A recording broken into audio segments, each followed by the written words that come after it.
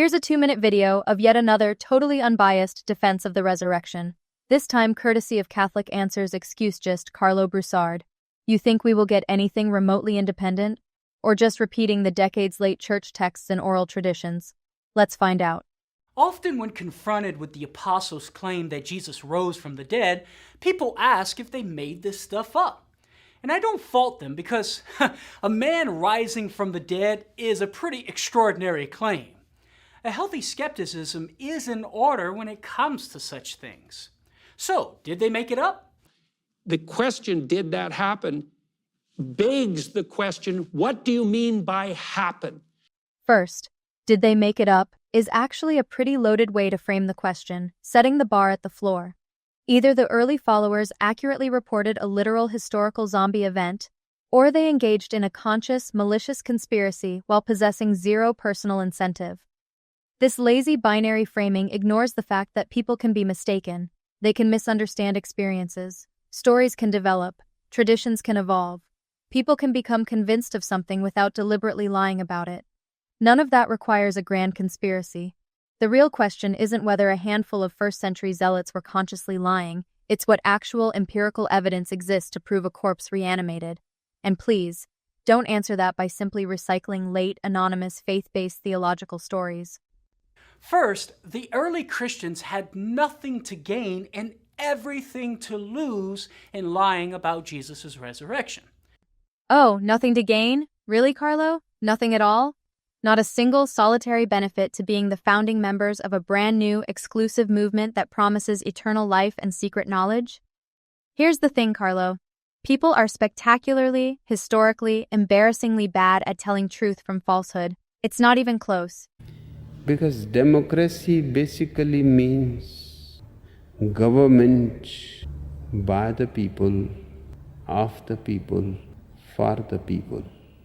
But the people are retarded. You don't need to be a miracle worker or even a master manipulator. You don't need to convince the most critical, scientifically minded skeptics in the room. Same as an email scam today. You just need a big enough audience and a tiny handful of people gullible enough to bite. And in first-century Judea, that handful happened to be a group of uneducated, superstitious laborers living in an environment already dripping with apocalyptic fever, angelology, and intense supernatural expectation. This is my body, and this is my blood, and this is your card. So let me get this straight. My entire worldview and eternal fate are supposed to hinge on the unverified personal claims of a few ancient fishermen who lived 2,000 years ago, whom I know nothing about, and who certainly weren't conducting peer-reviewed investigations. I've seen legs grow out, we've seen cancers healed, and blind eyes open, and deaf ears open. Even if we play along and pretend they had nothing to gain and everything to lose, that still leaves an enormous unanswered question. How easily fooled were they? And the reality is, we have zero way to answer that. Why? Because we don't have their personal diaries or sworn depositions. What we actually have are anonymous Greek texts written decades after the fact, filtered through decades of oral tradition and church politics, and retroactive editing before anyone attached a disciple's name to it. And so he brought forth a carrot, and said, Behold this, for it is a carrot.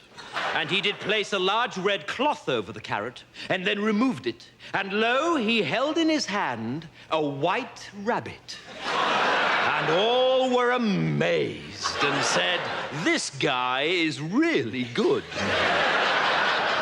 Well, forgive me if I'm not rushing to the baptismal font.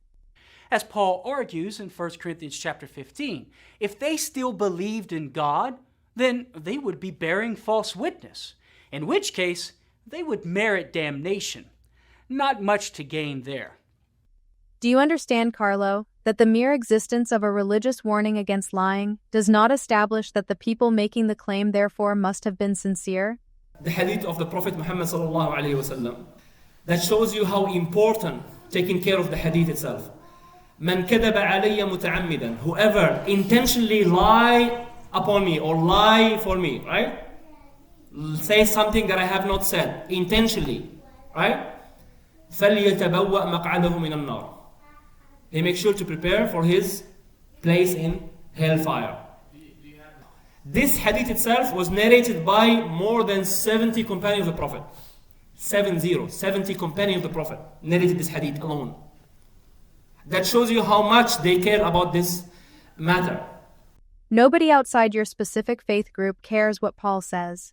To an independent observer, Paul is just another ancient religious zealot. He could be the first-century equivalent of Joseph Smith or Jim Jones for all we know. Paul then considers what they might gain from the lie if they were unbelievers and didn't believe in God or the resurrection. His conclusion? Persecution and death. Thanks for quoting Paul, Carlo, but I was kind of hoping for the conclusion of actual historical scholars instead of a devoutly biased early church propagandist evaluating his own movement.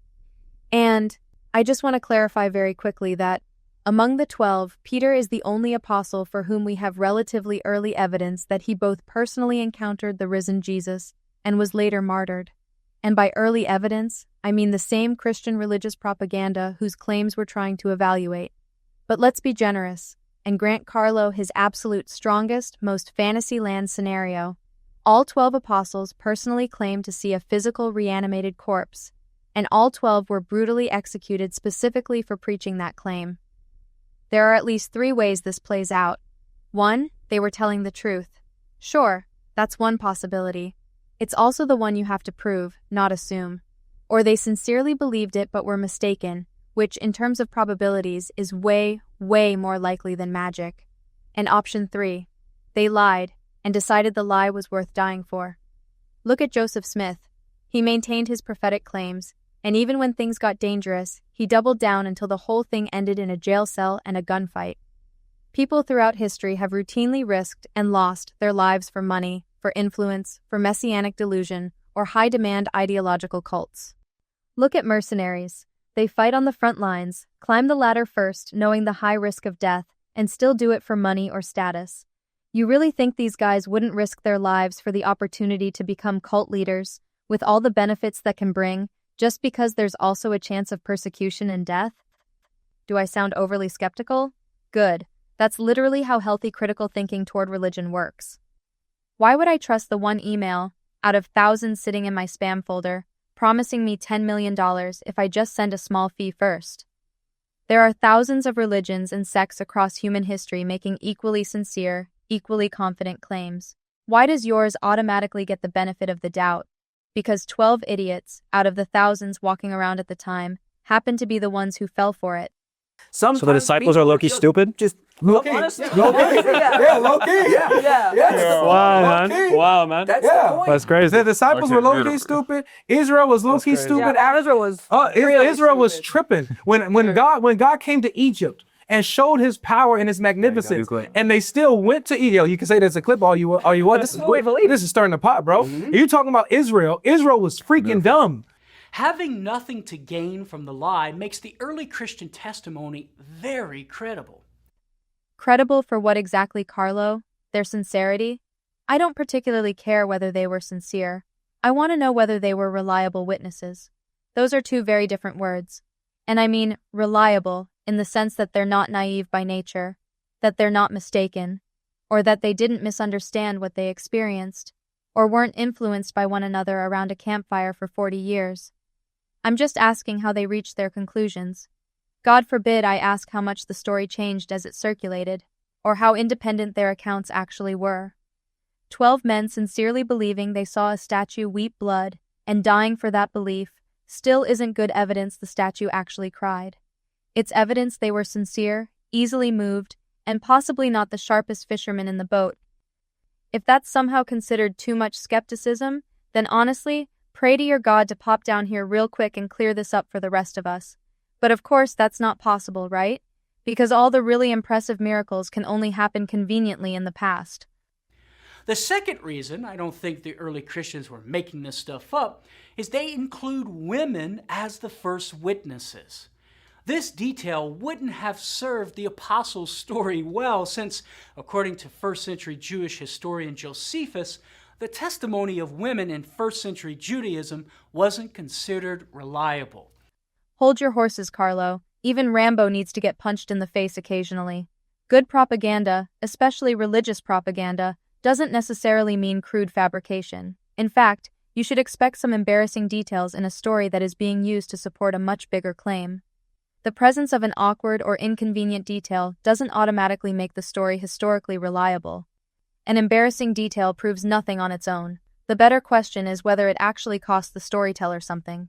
Does it undermine the message, or weaken the authority of the people involved, or create a problem that the author would have had a reason to avoid if he were simply inventing the story? And in this case, Rambo didn't exactly get beaten up. The New Testament itself doesn't treat these women as authoritative primary witnesses in the way your argument requires. The earliest surviving Christian account of the resurrection appearances is 1 Corinthians 15. The eyewitnesses Paul explicitly identifies are Cephas, or Peter, the 12, James, all the apostles, and himself. Paul here doesn't specifically identify any of the women who later appear in the gospel accounts as the first people to discover the empty tomb. And then we get Mark. They said nothing to anyone because they were afraid. So in Mark's original ending, the women don't function as public witnesses whose testimony establishes the resurrection. In fact, the story explicitly says that they told no one, until of course they tell someone in a later account.